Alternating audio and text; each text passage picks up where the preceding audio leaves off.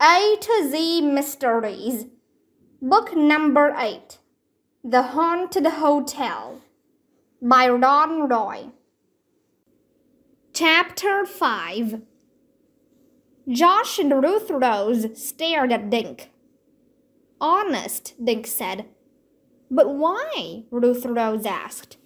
"Since the hotel is almost empty, he said we'd be doing him a favor," Dink said.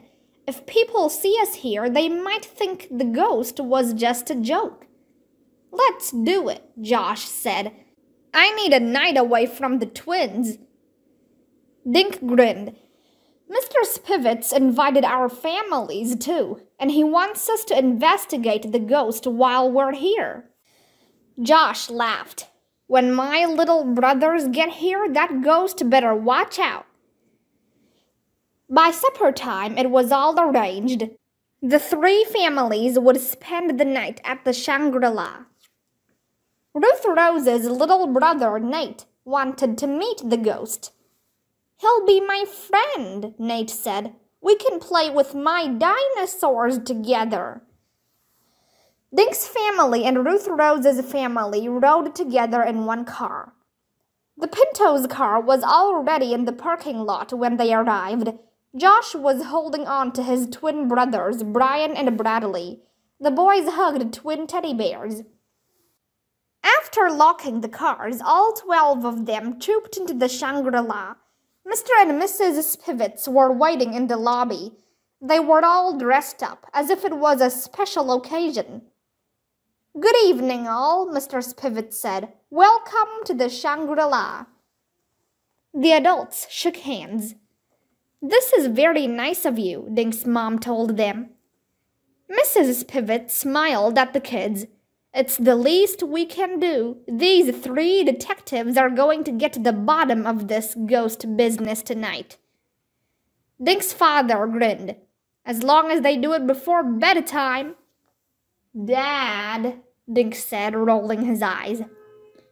Just then, Mr. Linkletter joined them. "Where's Casper?" Nate asked him. "I want to see the ghost." Mr. Linkletter blinked at Nate, then handed room keys to Dink, Josh, and Ruth Rose. "I think you'll find the rooms comfortable," he said. "I had roll-away beds brought in for the little ones." Dink led them all to the elevator. "What number do you guys have?" Josh asked. "We're in room 203. "I'm across the hall," Ruth Rose said, "in 204. "Me too," Dink said. 202. 5 minutes later, all three families were in their rooms. Dink dumped his backpack on a narrow roll-away bed. The room was pretty big, with a color TV and a miniature refrigerator. Dink opened the door and found a bunch of soft drinks and snacks. "Can we eat this stuff?" Dink asked. His father gave him a look. "You just finished supper, Dinko." Dink grinned. "Yeah, I know. How late can I stay up?" 9 o'clock, his mother said. "Remember, tomorrow is Monday." "Mom, tomorrow's Columbus Day," Dink said, grinning. "No school." "Okay, 10 o'clock, but not a minute later." Dink left the room and knocked on Josh's door. "Come in," one of the twins yelled. Dink opened the door. The Pinto's room was even bigger than his. 3 small beds were lined up opposite one big one. Brian and Bradley wore matching Batman jammies and were coloring in their coloring books. Josh was standing in front of their little fridge, tossing down peanuts. "Can Josh come out and play?" Dink said, grinning. Josh's dad said, "Sure, just be back by breakfast time." Josh laughed. "Let's get Ruth Rose," he said to Dink. They walked to room 204 and knocked. Ruth Rose opened the door and stepped out. "My folks are trying to get Nate to go to bed," she whispered. "Let's go down to the lobby and think of a plan," Dink suggested. "I already have one," Ruth Rose announced. "You do?" Dink said. Ruth Rose nodded. "Mr. Linkletter told us the ghost showed up at midnight, right? Mr. and Mrs. Jeffers said the same thing." Josh snorted. So what's your plan? To hang out and say hi to the ghost when the clock strikes 12? Ruth Rose grinned. Exactly. Chapter 6. It smells awful in here, Josh muttered. Josh, this closet is filled with cleaning stuff, Dink told him. It's supposed to smell awful. Could you guys whisper? Ruth Rose said. You want our parents to wake up and find us gone? It was nearly midnight. 10 minutes before, the kids had snuck out of their rooms and hidden in the closet. Josh yawned. I should be asleep, having a great dream, he said. Instead, I'm squashed in here like a sardine, waiting for a dumb ghost who isn't even real. Dink grinned in the dark. I heard that ghosts hate kids with red hair, he whispered. Yeah, well, I heard that ghosts eat blonde-haired kids for breakfast. Suddenly, Ruth Rose put out both hands. Shh, I think I heard something, she said. Josh snorted. Nice try, Ruth Rose, but... Shh, whispered Dink. I heard something too. He pushed the closet door open a crack. All 3 kids peered out into the hallway. Dink heard a groan, like the wind howling through a cave. Suddenly, a tall, white figure appeared at the end of the hall. It gave off a shimmery white light and seemed to float above the floor. Oh my gosh, Josh croaked. I want to go back to bed. The ghost wore a long white gown. Its hair was white and stuck up in spikes, and there were just black, empty holes where the eyes should have been. Josh grabbed Dink's arm. It hurt, but Dink was too scared to say anything. The figure drifted slowly toward the kids' hiding place. It was carrying a long silver sword. It knows we're in here, Josh squeaked.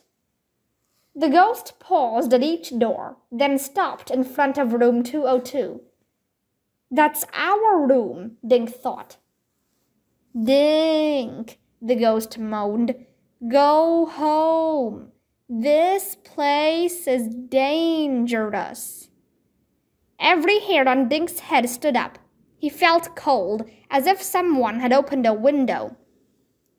The ghost floated to the next room. This time, it moaned, Josh, go home. Leave before it's too late. Outside room 204, the ghost moaned its final message. Ruth Rose, take your family and leave now. Then the ghost drifted back the way it had come. Seconds later, the hallway was empty. Ruth Rose jumped up and shoved the door open. Come on, let's see where it went, she said. Who cares where it went? Josh said. I'm out of here. Come on, Josh, Dink said. I promised Mr. and Mrs. Spivets we'd get rid of the ghost, and we only have till morning. But what if it gets rid of us instead? Dink grabbed Josh's arm and started down the hall. He stopped and listened at room 202. He heard his father snoring and grinned. Suddenly, Josh stuck his nose in the air. What's that smell? He said. Dink shrugged and kept walking. Ruth Rose had reached the end of the hall. It disappeared, she said when they were standing together. I smell it here too, Josh said. Smell what? Ruth Rose asked. I don't know, Josh said, but it reminds me of something. Around the corner, the kids found a gray metal door. A red sign on the door read, Fire Exit. Maybe it went through there, Ruth Rose whispered, pointing at the door.